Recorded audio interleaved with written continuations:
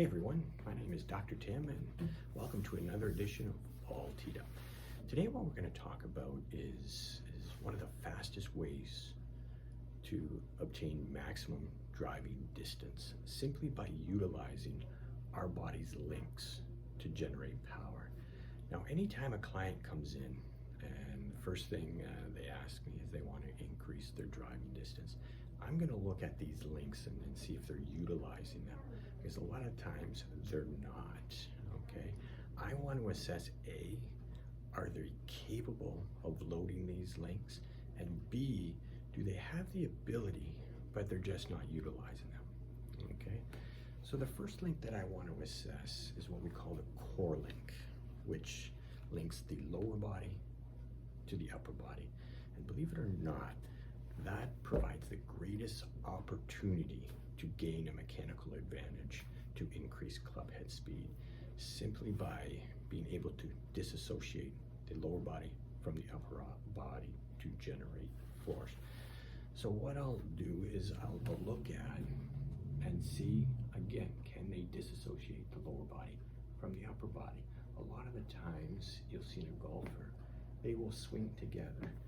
I do my little happy dance because I automatically know if that's the case, and if we can get them to separate that upper body from lower body, they're going to gain some club head speed.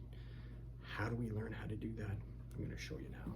Okay, I like to stand in front of the mirror so you can actually see, but while you're standing in front of the mirror, make sure that you really focus on how does it feel, because eventually I'll ask you to do this away from the mirror, but I want you to get in a good 5-iron stance. What's a 5-iron stance, you ask? Well,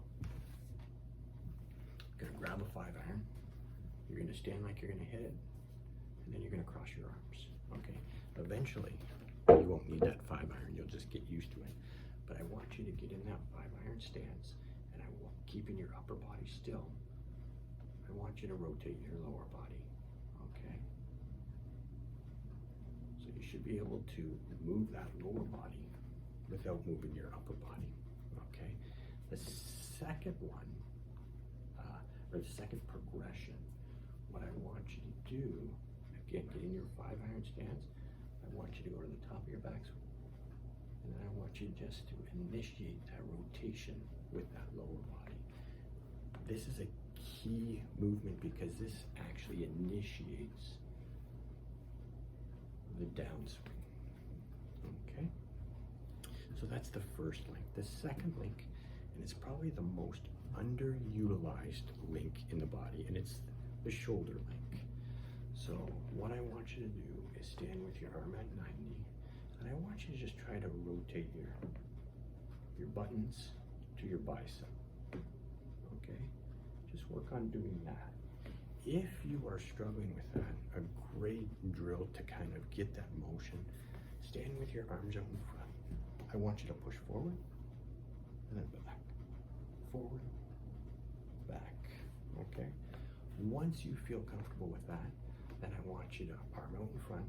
I want you to rotate to the back of swing. Again, I want you to initiate turning your buttons into your biceps with your lower body and hold. Turn in. And then finally, after you turn in, follow through. All right? Now the last link is another very important link, and that's the wrist link. And this is where we create the lag that everybody talks about. Now this is probably one of the biggest misconceptions in the golf swing, and every time I talk to students about lag, a lot of the times, and what we're talking about is the angle, forearm, shaft, okay? A lot of the times players will tell me they try to maintain that angle coming down, okay? And that's where that misconception is, because the definition of lag is simply falling behind. So believe it or not, there's that 90 angle. You want that angle to actually get less on your backswing. So as you're coming down, okay, that angle is actually getting less on your downswing. So how do we learn how to do that? I want you to grab a club, make sure that this is is vertical. I want you to go up, reach as high as you can. Then I want you to come down. And that is creating that feeling of lag right there. Another great way, and you want to make sure that the club doesn't go one way or the other. It should go straight up and straight down, okay? Another kind of great teaching point, do it up against a wall, okay? The wall's here, slide it up, slide it down, and that will really introduce that whole concept of lag. So by utilizing those 3 body links, it's going to be the fastest way to generate a increase in club head speed.